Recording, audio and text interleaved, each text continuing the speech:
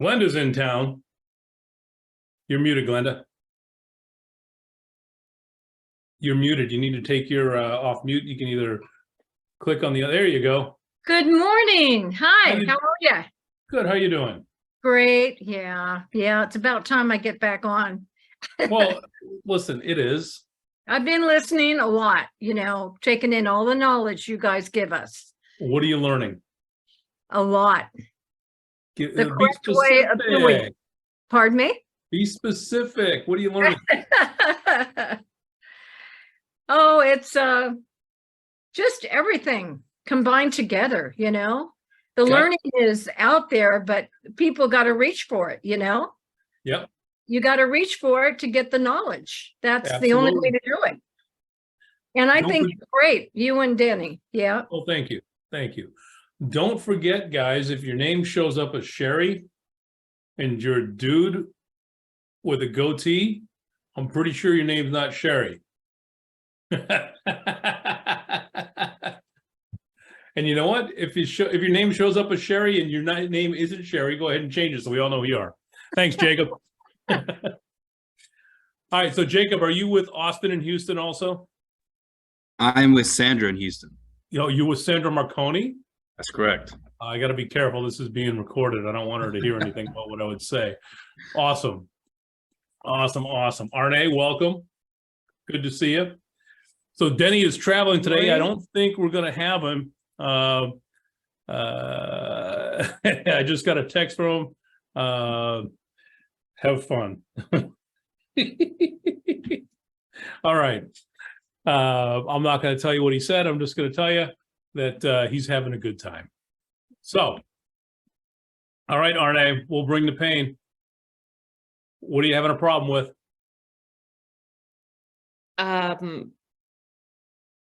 Nothing that we haven't gone over. I've been getting really strange people lately. So they're not realistic objections. Yeah, let's hear one. Okay. I am not going to decide if it's time to buy or not until I find out if we are going to war. You really got that one, huh? Yes, that's one of them. All right. How deep of a conversation did you have with this person? Not very. I tried to ask some questions and they railroaded me and hung up. Okay. Wow. All right. So you're going to have those next. Now, if you got into a conversation, the question to ask them is pretty simple. So I get it. Other than whether or not we're going to go into war, is there anything keeping you from moving forward? No. Okay. Oh, no, I asked that. And what's the determining factor? When's he going to know whether or not we're going to war? He doesn't know. But Okay. it's going to happen right after the economy collapses and all the banks fail. Okay. So my first question is, does he have all of his MREA or all of our MREs to make sure he can feed himself for the next 20 years in a bunker somewhere? We do have those people, right? I think he does. Maybe he wants to upgrade his bunker. Have some fun with it. So yeah, get it. Let me ask you, are you comfortable enough right now with your current living arrangements that no matter what happens to the economy or war, that you're going to be able to survive where you are? Or do you need to make other arrangements?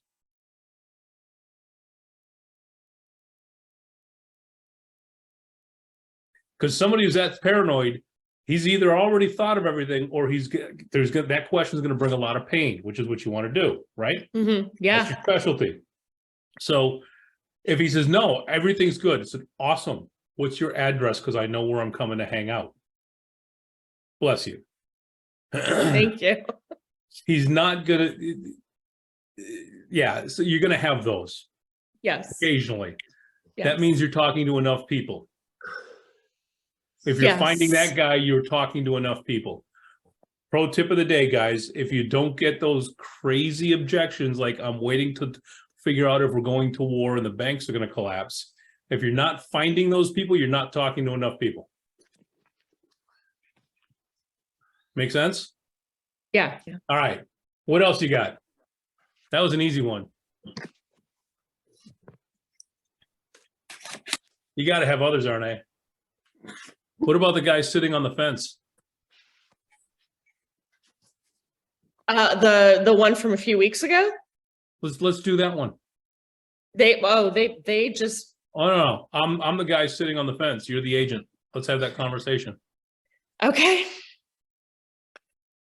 All right, so, And we're face to face. I just saw the house.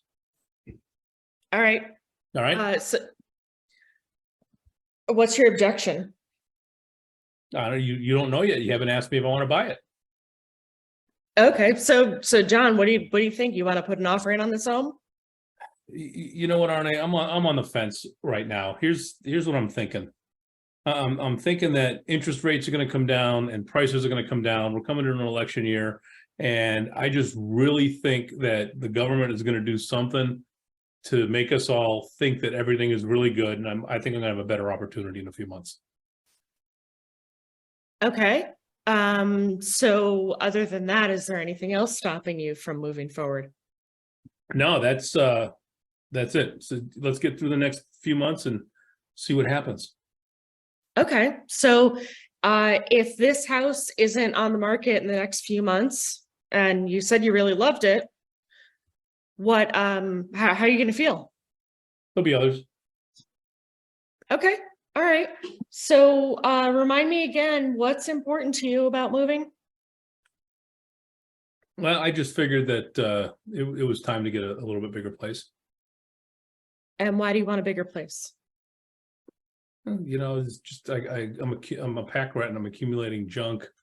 My kids are getting to be teenagers, and I need more room for their bikes and basketball nets and hockey nets and soccer nets, lacrosse sticks, and everything else that goes with having kids. Got it, got it. And do you currently rent or do you own? Thank you. I'm renting right now. And what are you spending a month in rent again? 2,500. 2,500. So and what would your mortgage payment be? I'm guessing probably 3,500. So that's, All right, so you know, when the prices come down, the rates come down, I'll be able to get the same house for 2,500. okay, so is the $1,000 difference, is that an affordability issue or a want to issue? No, I just don't want to pay that much. Okay, so it's not worth it for you to spend the $33 a day to get more space for your kids, all your stuff, keep everybody not on top of each other, give you some breathing room. $33 a day is a lot of money. You know, 30 it's $1,000 a month, and in 6 months, it's $6,000 that I don't have to spend. That's true. That's true. And in 6 months, if you wait, that's 15 grand that you're going to spend on rent that goes towards nothing. Doesn't go towards your investment, doesn't go towards your future, doesn't go towards building your future wealth. No, but when prices come down, then I can make the move and I can make it all back. What if prices don't go down? Oh, what do you mean? They're going to come down. They've been going up for too long. That's what a lot of people have been saying, and they still keep going up. So what if they don't come down? What if in 6 months we find ourselves exactly where we are right now, but with higher interest rates? No, I don't think anyone thinks rates are going to go up. Have you heard that? The Fed said they were going to go 2 more rate hikes. No, I didn't hear that. I heard that they were done. Reversing course. No, they announced 2 more, and I mean, whether they go through with it or not, we have no idea. But if they do, and we're in that position, if it was me, I would 100% buy now, because if the rates do go down, I can refinance and get a lower rate. Okay, time. All right. So Arne, Yes. great job on acknowledging and isolating. and you finally got to the rental question. Most important question to ask when talking with buyers. Do you rent or own? Because you don't know if they're a buyer yet. If they own and they have to sell, they're not a buyer. They have to sell first. Makes them a seller. Then they become a buyer, okay? So the rent versus affordability. You could have done so much better getting into the paint on that one. You could have done so much better. Here's what happened. You stumbled a little bit and the high D in me came out and I took back control of the conversation and started asking you questions. I know. Have you been in that situation with a buyer before or a seller where all of a sudden they're asking you questions? Yes. How do you feel? I hate it. So the smartest person in the room, think about it this way. When you go into a social event, and I'm not talking a concert, let's, more intimate setting, a dinner party or that sort of thing. Who is the smartest person in the room? The one asking the questions.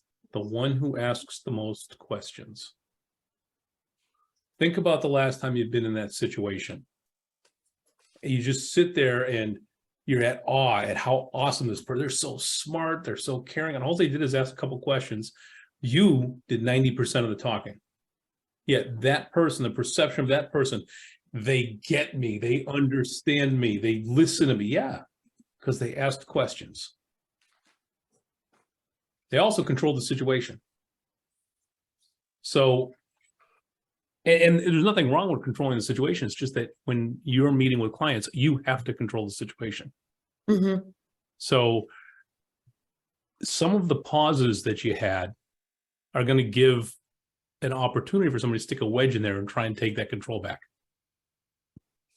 Does that make sense? Yeah. Okay.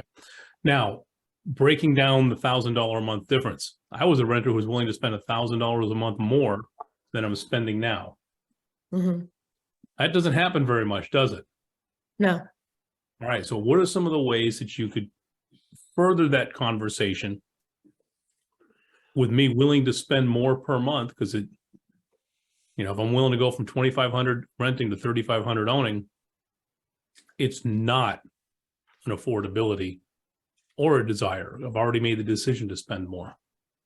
So how do you isolate? This is where you kind of missed it. Is how do you isolate what the real reason why I don't want to move forward is? You started to go down that road.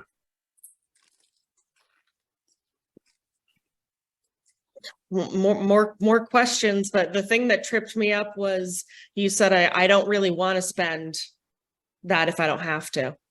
Well, my perception is that I don't have to, because in 6 months, so the $1,000 a month for 6 months, that's $6,000 spent. And I'll save that on the purchase of the next house. Mm-hmm. You asked half of the questions. Well, what if that doesn't happen? Asking you how much you're going to spend in rent in the next 6 months.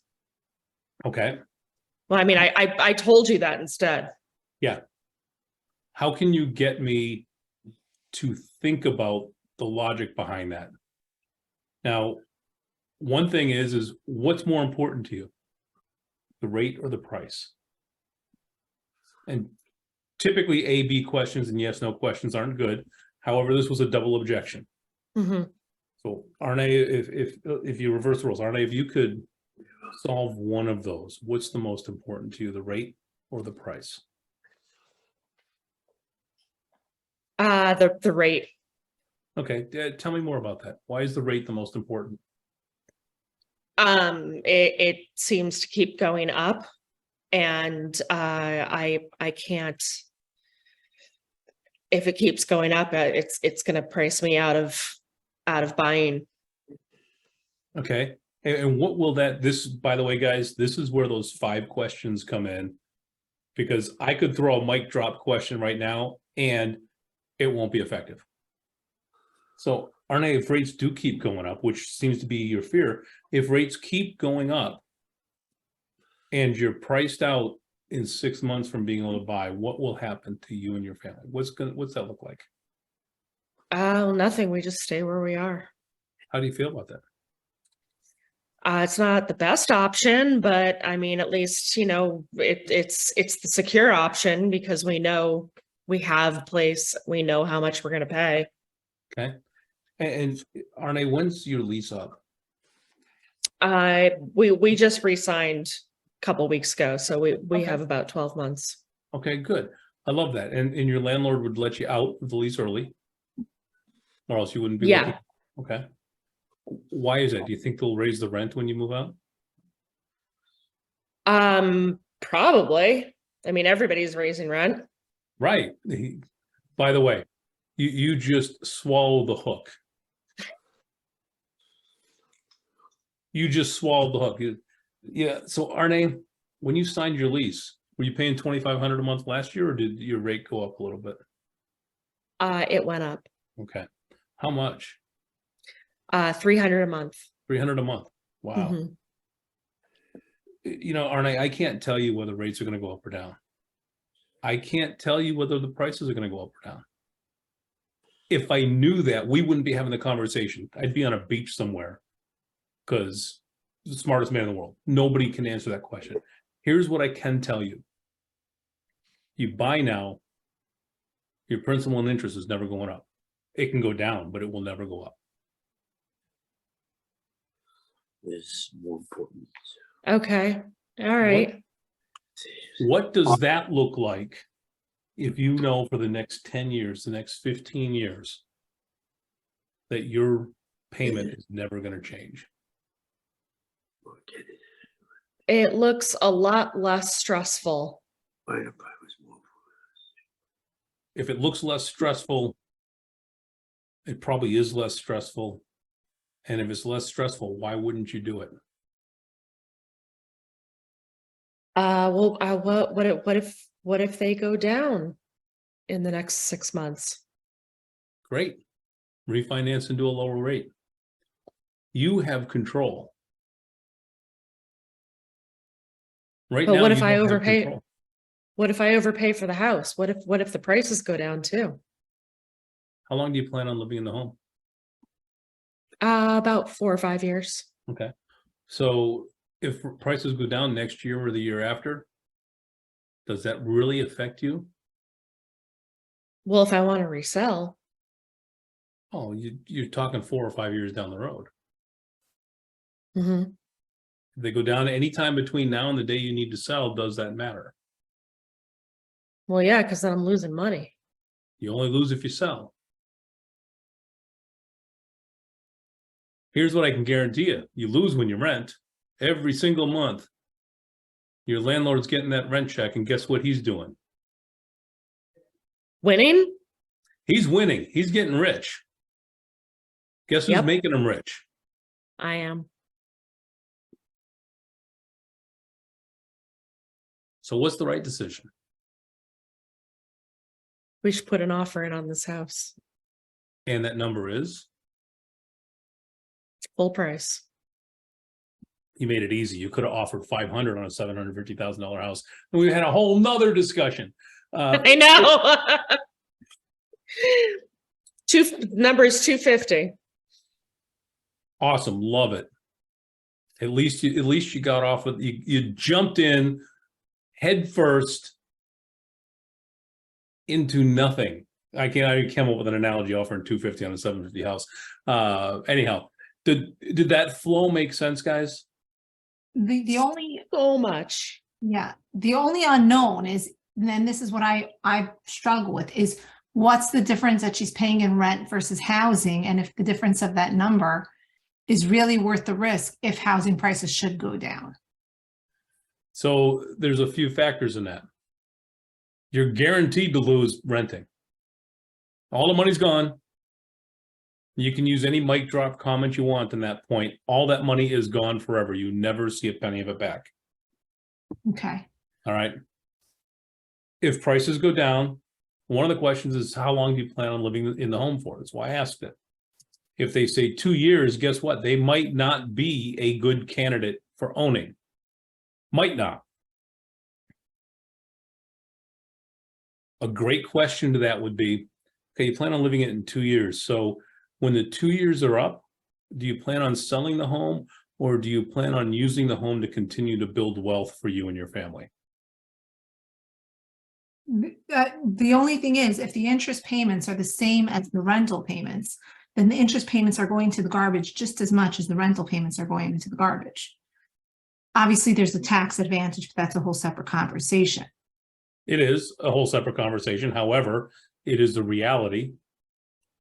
Okay, on a $500,000 home, you get to write off $15,000 a year against your income, which is $480 a month saved every single month in taxes. That's real money. So Okay. it depends on if it exceeds your 25,000 standard deduction. No, doesn't count in a business. Rental property does not go under standard deduction. It's a separate business. Oh, so say, I thought you were talking about primary. No. Well, okay. So on primary, yeah. So the 25,000 standard deduction, or 750,000 worth of interest. Nowadays, that 750 is a big number, isn't it? Well, the interest rates on that is $4,300. Yeah. So that's a big change over 4 years ago. Yeah. However, this is where the motivation and the timing comes in. If they're going to be in there for 2 years and they're going to sell the house and have zero plans, zero possibility of ever keeping it, they may not be a buyer. That's why you ask the question, will you sell the home or use it to build wealth for you and your family? Most people don't have the patience to go through that actual analysis, in my opinion. There's a reason why most people are, and I know this is recorded, I gotta be very careful saying it. There's a reason why most people live paycheck to paycheck. Okay. And also a lot of this also comes down to lifestyle, because it can be more expensive, but if you prefer the lifestyle, it's an emotional thing. There's not, Right. it just is what it is. And, Yael, I'm going to use an example of an agent I know from out in Las Vegas area. She purchased a property for $100,000 about 10 years ago. Put $10,000 down on it, the house is paid off. It generates $17,000 a year in net income. It's 170% ROI every year. Property's worth $350,000. But for her, she did it 10 years ago. What do you want from us? Well, guess what? In 10 years, it's going to be the same thing. You find me a 10-year period in history where real estate school went down, I'll send you $1,000. It doesn't exist. The housing prices went up 70% in the past 5 years. And guess what? They were flat for the 7 years before it. It's just playing catch up. I don't think Time heals all wounds when it comes to real estate investing. So now the question becomes, you held this property for 10 years, you paid it off.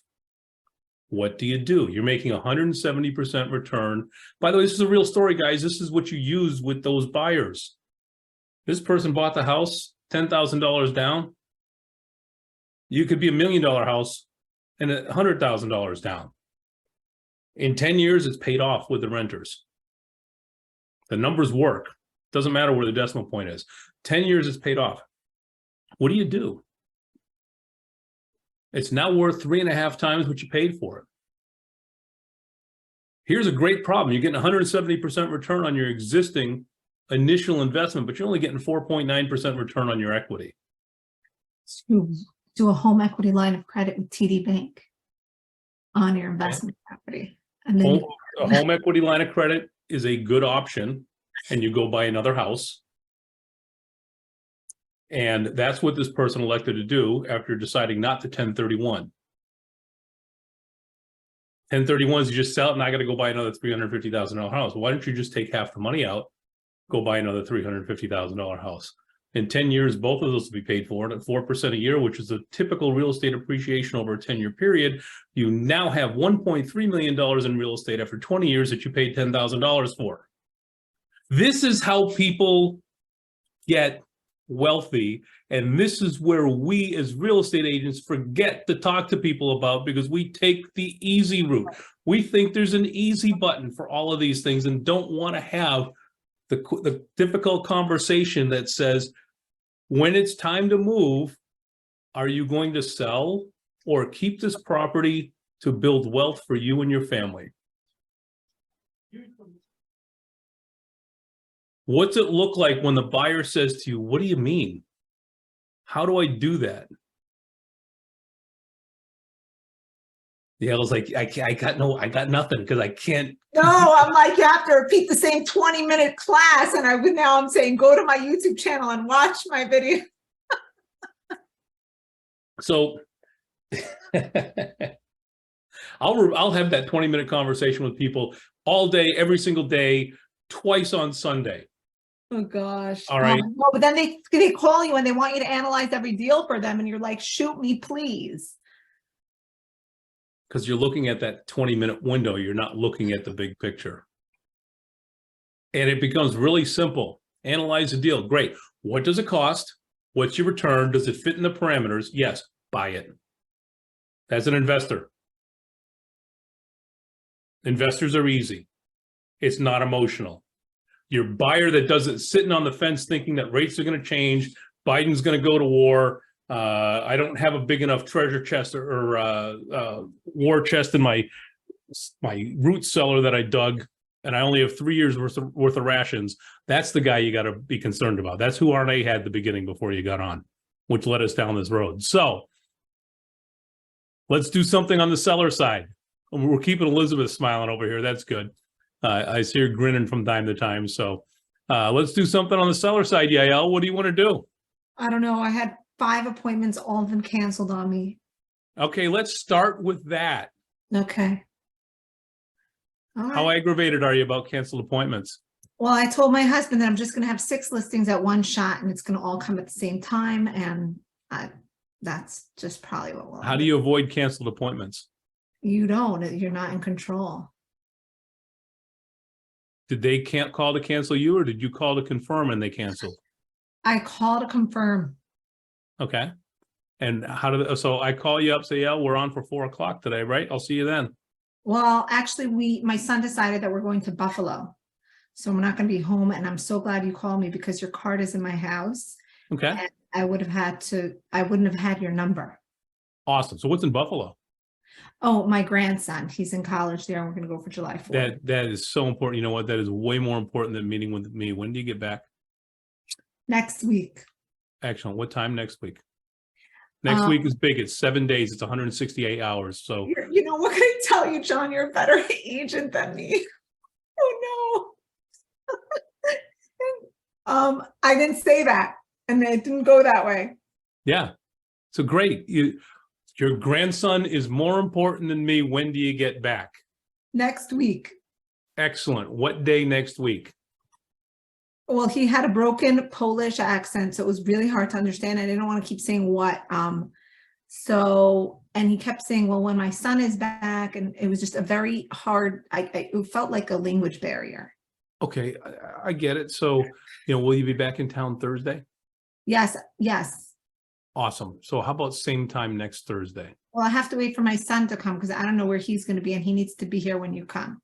That's So not a I'll problem call at all. I want to make sure that I have the time set aside for you. So why don't we put down Thursday at 4, and then I'll call you on Wednesday next week just to make sure your son's available. I'll call you. Okay, no problem. You can call me. I have 4 o'clock Thursday set aside for you. Okay. He was such a sweetheart, and I was so excited to sell his house. And I was so You're excited. still going to get to sell his house. Sometimes things happen. I know. Yeah, you can't come over. My mother died. What are you going to say? Your mother's. You are not allowed to say that. Did you inherit another house? That is not the right thing to say at this time. Some compassion would be good. However, it's the same thing. Man, I get it. Take your time with your family. Call me when things settle down. We can revisit, and then you send the flowers to the family. You can do that even if they're out in San Francisco. You can still send flowers to the family. You send them a handwritten note that you do, not from AM cards where it's fake handwriting. You send an actual handwritten note with no business card. Express your condolences and then call them back in a week or two. So then they ghost me. So I got a lead, had an appointment. Call me at the end of the month when kids are done home from school. She's a pilot, like she works on the plane. What's that called? The stewardess. Yep. Wait for 2 weeks. I'll be back. Let's talk the end of the month. Totally ghosted me. I Okay. left her a voicemail. I said, hey, just want to see how you're doing. Let me know if you want me to come by, see the house, give you a price. And if How you're many not- else has had somebody ghost you? everybody. Yeah. Oh, did everybody have it? Everybody, if you're not raising your hand, you haven't been alive long enough because you're going to get ghosted. Why How do you many get times ghosted? did you call? I called like, I called at the end of the week. So I called like on Monday and then I called again on Thursday. So twice a week I called and then maybe I texted the following week. So Why do you get ghosted? I think they're overwhelmed and I think they're having marriage issues. And I think they probably have a ton on their plate and they just can't deal with it right now. What other reasons you get ghosted, guys? I mean, that's certainly one of them right there. Let's describe it. We have a Kevin's bunch of mumbling. lovely people on the screen. I think we should teach everyone how to have the views so they can actually. Why do you get ghosted? How about this one? You get ghosted because you never had the business to begin with. Okay. You get ghosted because somebody else called up after you and did a better job, made a better impact, had a better relationship. So once you walk away, I don't walk away until someone tells me to walk away. And sometimes it's a little more colorful than others. I just said, like, if this is not something you want to do right now, let me know either way. I'd rather a no than a nothing. And if they don't tell you and they don't return the call, keep calling them. Yeah. Okay. I didn't suspect anything else from you. Yeah, I figured that would be the case. If they haven't said no, guess what? They haven't said no. Now, what do you do when people block you? Because some people just block you. Yeah. If they block you, Marie, it's like next. Okay, good. Okay. Move on. By the way, what you do when they block you and you see them in person, you say, hey, I've been trying to call you. You know, sometimes accidentally people's numbers get blocked. So I wonder if my calls are going through, and then you call them right then and there. And if they like you, they'll be like, oh, let me fix it. I've had people who I've called them and it was totally a mistake where my numbers were not going through and they switched the settings to let me through. Twice I've had It that. happens. Hey, I John, one of blocked the my things we do, dentist from texting me without realizing it. hey, John, one of the things we do is we'll stop by with a small gift Yep. and drop it off. And if they don't answer, take a photo of the gift that you leave sit on their front doorstep and send them a picture of it and just said, I was just in your neighborhood. Just wanted to stop by and give you this. Yeah, I want to make sure the neighborhood kids didn't steal it. So Yeah. go on, you get, Love that. get Gene. responses back. It re-engages people quite a bit. Yep. Sometimes people don't call back because they feel bad about something. Now, Gene makes you feel bad, but makes you feel bad for not responding, because not only did you not respond, it's really rude to not respond to somebody that just drops off a whole bunch of Godiva and bourbon at your door, right? Now, Gene, where are you from? Arizona? I'm not, Minnesota. Minnesota. Okay. All right. Excellent. Don't Always drop the drop guy off in a Arizona, small bottle. John. I have a small bottle of maple syrup that a family that we know makes. That is a great idea.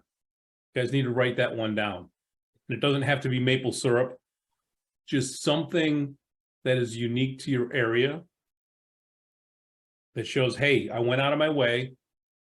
B, I'm supporting a local small business. And I'll be the first one to say Dunkin' Donuts cards over Starbucks cards. If you're gonna go the big corporate way, because anyway, I'll leave my Starbucks comments out of it. I've never been to a clean one. Anyhow, and I'm not even a clean freak. You can tell by the empty box of soda behind me. Anyhow, a high touch, high value gift, and value is not dollars. Value is emotional value. And I love the maple syrup idea. I'm from upstate New York, and as soon as you said maple syrup, I'm like, oh my God, that's awesome. What a great idea. Because I get a half gallon of maple syrup for Christmas every year for my mother. So, Gene, I love that idea. This is the same type of reaction you're smiling at. It's something simple. It's the same sort of reaction you will get from your prospect when you do something like that. So, Gene, when you do that, what happens? I'll get responses back. I'll get somebody that will, I'll get to them at the door. Somebody will answer and just starts up that conversation, just a connection point. We also give them the same gift when we go in for a listing appointment. And it has a little story with it so that it just it's weird, but it's a big connection with people that just like, oh my gosh, thank you for this $6 bottle of maple syrup. It's amazing. Yeah, it's thank you so much. Now, people text me back later going, say, thank you so much for the gift. It's like, hey, Gene, how many people have called you up and said, come take this maple syrup back? yeah. None. None. The amount of goodwill that something that simple brings is amazing. Honey is another one. Yeah. So And anyway, also seeds, like wildflower seeds, you literally get them from the dollar store at spring is also something cool. And okay, let's plus this one. All right, yeah, I like that. Plus it. plus it, When you start having conversations with people and you find out what they like and don't like, you might find somebody that is a gardener and they have a particular flower or a particular vegetable that they like to grow. Bring those seeds. Hey, I know you love rutabagas. And I saw these, I was at the store and just wanted to drop them off. And now you got your own little rutabaga farm growing. This is real high touch stuff. And I know it's not an awful lot of role play today, guys, a lot of ideas, and I'm okay with that. Denny might look at the replay and yell at me. That's okay too, big boy. But Gene, that is gold. And listen, there's absolutely no coincidence that he's got gold in his name with that. So awesome, love that, thank you. All right, guys. What part of the country are you in, Gene? I was going to say, what part of the country are you in, Gene?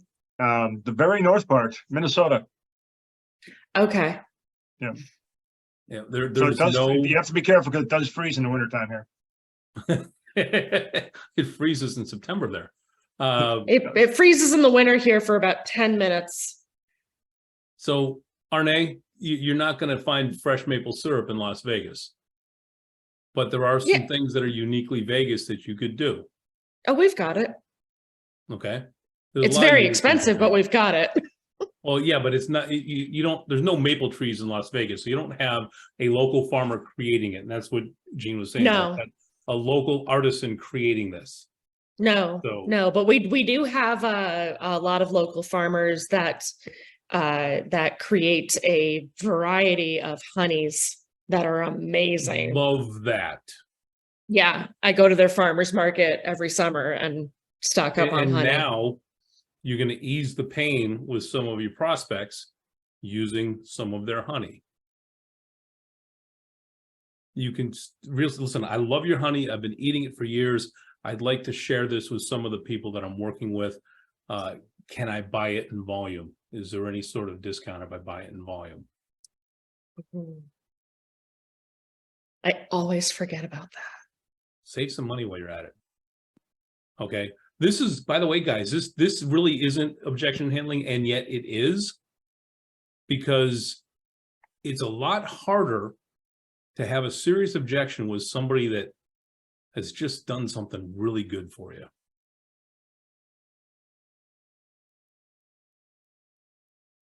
Right? Ladies, you come home, you're really ticked off at your husband or your boyfriend or girlfriend or whatever the case is. and then they do something that is just over the top, it's really hard to stay mad. I mean, over the top in a good way.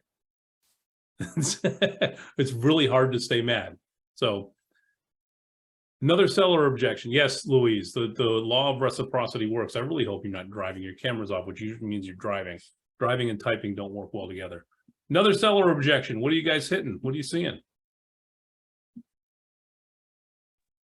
One that I got recently was, again, with interest rates and prices where they are, why should I sell the home that I don't owe anything on, and take on a mortgage to pay for what I want? Okay. Other than the interest rates being a little bit higher than what you've seen in the past, what else is keeping you from moving? That's really it. I mean, the prices are just, they're way too high. They're ridiculous. I know they've come down, but they're still just, crazy. Okay. So I get it. And when you do move, Arne, what is it? What's the reason behind it? I need to downsize. We're retiring. I need to downsize. The house is just too big, too much to take care of. Okay. I guess. So what's too big about it? Well, it's 4,500 square feet and I'd prefer to be in 2,000. I'm just constantly cleaning. If you weren't cleaning, what would you be doing? Traveling, relaxing by the pool, gardening. Where's the reading. first place? Where's the first place you would go? I would go to Italy. What part? Amalfi. I've never been there. I've seen pictures of the coast and absolutely looks gorgeous. Looks gorgeous. I've been there many times and it's my favorite place in the world. Oh, that's awesome. So I have a question. Help me understand this. You said you want to downsize. You don't owe anything on your home, yet you're concerned about rates. Can you help me understand that a little bit? Well, we were considering renting this out. Okay. And taking out a mortgage for the new home. Okay. Or selling, but upgrading to a new construction community that is significantly more expensive. Okay, so the two options seem to be an upgrade in community / lifestyle on the new construction side, or the other one is giving you a little bit of semi-passive income and allowing your existing property to pay for your new one. Mm-hmm. If you had to choose one, what do you prefer? I'd prefer to sell. Okay. But Okay, if and she's sold, is she gonna still have to take out a mortgage? Because that I didn't have clear. yeah, because she's going to go into a new neighborhood that's more expensive, even though the house is smaller. Probably has more amenities and so forth, which is exactly where we're going now. So Arne, you said you'd probably like to sell and get into that new home. I know it's smaller, but it's more expensive. What makes it more expensive? It's a luxury community. Okay. Lots of amenities, upgrades. Excuse me. Guard gated security. I bet you that would bring an awful lot of peace of mind when you're traveling, that somebody's watching the house for you like that. Yeah. Do you have that now? No. Okay. And if you were to do that, any idea how much your mortgage would be?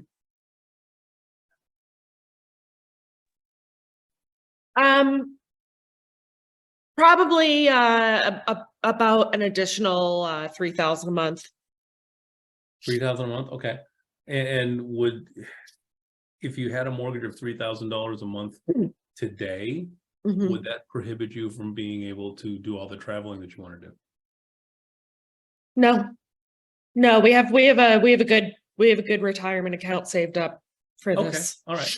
So this isn't a question of affordability as much as it is a question of desire for you. Yeah. Okay. So you've got a house that's 2.5 times bigger than you need. And you've already told me that that keeping this house is keeping you from doing things you like to do, like travel. 'Cause I Mhm, imagine you need a house sitter for something that big or somebody to come and maintain it while you're gone. mhm. It's keeping you from being able to do gardening because you're spending all your time repairing the inside and everything. And you've got the money to fund your lifestyle even above and beyond the $3,000 mortgage. I guess I'm a little lost as to why it's really that big of a concern for you.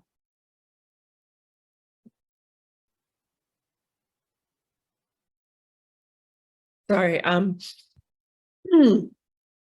Well, it's just that,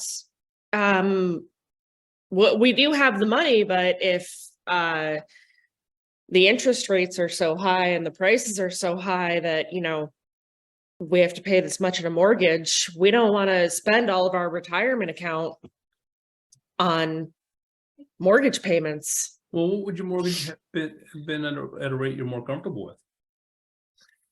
About $1,000 less at least. So what rate were you expecting to get or were you hoping to get? I mean, I was really hoping for 5. Okay. Okay, so that's good. That's good. So it looks like whoop. Yeah, look at that. I'm messing up my own calculator here. So about $1,000, maybe a little more or less, right? So Mhm. it looks like at 5%, you're going to be at around a $325,000 mortgage. And the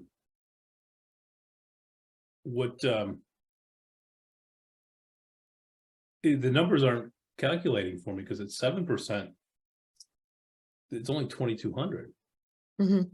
So your difference is only $350 a month or $10 a day.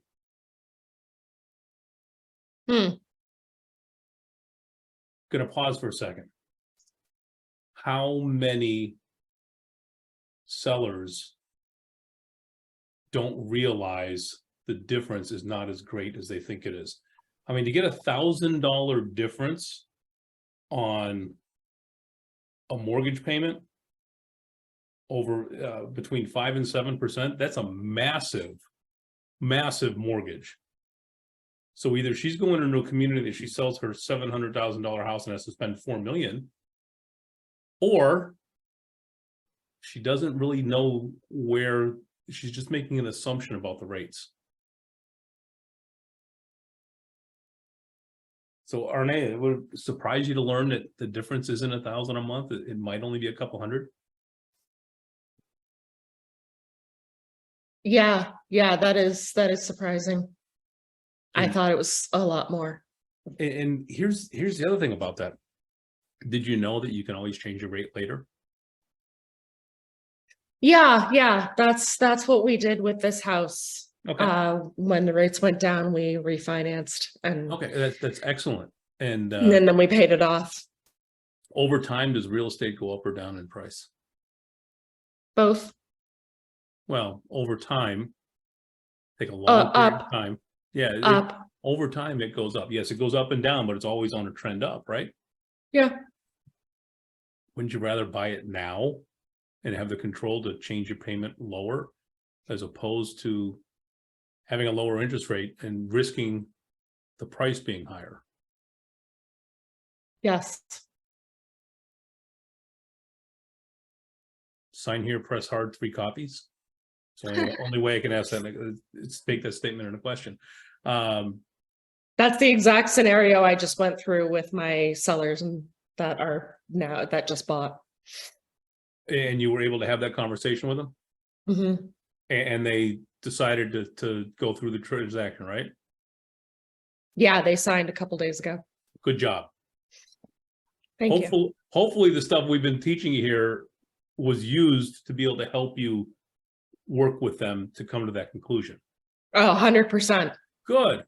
100%. If I had not been on Recon and Mastery Fridays, I would not have. I would have given up on them and sent them to another agent. I would have. Send him to Yael. Funny, 'cause what I was just realizing about what you don't do is I realize the art of the salesperson is really to understand the needs, is to educate and understand the needs of the person to help guide them in that direction. And it's like, I'm a little all over the place, but it's like this situation with this client, right? There's a possibility that there was like another reason holding them back, an emotional reason where they literally couldn't let go of their old home, whatever it is. So sometimes, like as a salesperson, like I personally get stuck because either the person will take the step or they won't. So what is our job? I guess that's my question. Our Like, job what is not to sell. Okay. Our job is to advise and consult. Here is the challenge. We are taught from the beginning, mic drop, boom, one phrase solves everything. It doesn't. You can't advise, you can't consult until you know the situation. Think about when you go to the doctor. By the way, who's ever been on WebMD? Or you gone to Google and said, I have a headache or a stomach ache, or I twisted my ankle, and you're like, oh my God, I've got bone cancer. And you go there and, oh, life is gonna end. And the doctor asks you about 17 questions, says, yeah, you slept wrong. Try sleeping this way, get a new pillow. And you feel like a moron. Doctor didn't make you feel like a moron. Doctor asked you a bunch of questions. Come to realize is, I just didn't ask myself the right questions because I don't know what questions to ask. I just go on to Google and says, I have a headache. What could be the cause of it? I had that scenario with some buyers at an open house. They were both physicians. They were like, well, we went on Zillow and I said, before you finish that sentence, can I ask you a question? And they said, yeah. And I said, when a patient walks in and they said, I was on WebMD and they were like, oh no. And I was like, thank you. I'm like, Yeah. that's all that's all I wanted to hear. Yeah, thank you, Louise. It's not a tumor. All right. Everybody that you talk to thinks they are an expert because we have this thing called the internet, where all the knowledge known to man is at your fingertips. And guess what else is there? All the misinformation and lies known to man and all the opinions known to man are also there. Right? Yep. God's honest truth. I thought once I had fibromyalgia. Went to the doctor. I had fibromyalgia. We go through everything. You know what I had? A person that is now an ex. I went to the wrong doctor. I ended up having to go to a psychologist to learn that, no, you don't have fibromyalgia. You have a lot of stress. And it's caused from two people that don't need to be together. Completely honest, guys. I mean, most of you have been on calls with me. I'm honest anyway. You know that. However, I'm sitting there on Google. I'm going up and down. Saying, I have every one of these symptoms. I'm going to go to a neurologist. He's not going to be able to figure out what's wrong with me. I'm going to get this blanket statement called fibromyalgia and my life is over. No, that wasn't it at all. It took like 18 seconds for them to laugh at me. So our buyers and sellers do the same thing. The same thing. So it's our job to ask great questions. The hardest part of asking questions is you can't ask questions trying to steer them to a decision. You have to ask questions so you, as the agent, understand where they are. If I'm asking you a question trying to steer you into making a decision that you don't want to make, will you be comfortable with that? No, Okay, push comes to shove. Will you make the decision that I want you to make, or will you ghost me when I call you again? I'll ghost you or I'll push back. Yeah. So the reason for the Yael, you hit the nail on the head a couple minutes ago. The reason why we ask these questions is truly to understand where they are. You know, and I'm just like, where are all the listings? I have these huge goals and they have to happen Why do they have to happen? because I want to build a house. What are you going to do with the house? I'm going to have a backyard. How big?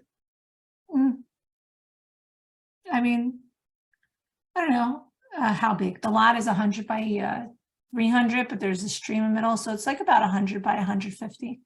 So you got 3/4 of an acre. You got a stream growing through the middle of it. You got a nice backyard. Is this for the kids, for the dogs? Yeah, we all have friends on the block, and we have everything. And our Oh, payments we go right now. If we did the move, we qualify. I qualify for a crazy loan. I can go in with 0 down at $950,000 loan is a payment of $7,600 a month. And I just can't swallow it unless I'm making 35 grand a month. Okay, so now, guys, she doesn't even know this. You're going to know it now because I'm letting everyone know. We're modeling this entire Q&A session. Okay, we're modeling running the bases. Okay. We're going to sit on second base here for a few minutes. So yeah, I get the payment. And other than the payment, if the payment wasn't there, what would keep you from buying this, from building this house? Nothing. So who's going to be playing in the backyard? Is it your dogs, kids? What's going on? It's not being about a backyard. It's being able to enjoy a home for more amount of time. So like if we wait 2, 3, 4 years, then I feel like we won't have this house for 2, 3, 4 years. But at the same time, I can't guarantee that my income is going to be I would need to be making 30,000 a month between me and my husband to be able to be comfortable. And then the thought of being a slave to the bank for 30 years, it gives me a heart attack. Okay. So what's your situation now? I'm paying $1,900 a month and I have friends and everything I need, but I don't have a backyard. And I just think, and I don't have a basement. And I just think it's the right thing to do I don't know. I just intuitively, I think it's the right thing to do. Well, you know, it's interesting. There's this thing about intuition. And there's this thing about that feeling in your stomach. One is butterflies and the other is nauseousness. Do you know what the difference between those two feelings are? When you feel your stomach twist. I'm assuming the butterflies is excitement and the nauseousness is like a bad decision. Yeah. And you just told me intuitively that this is the right thing for you to do. How do I know with this business of being a realtor? How do I know that I'm going to be able to bring in this kind of revenue? And I can't handle the stress of handling, like I look at the risk assessment.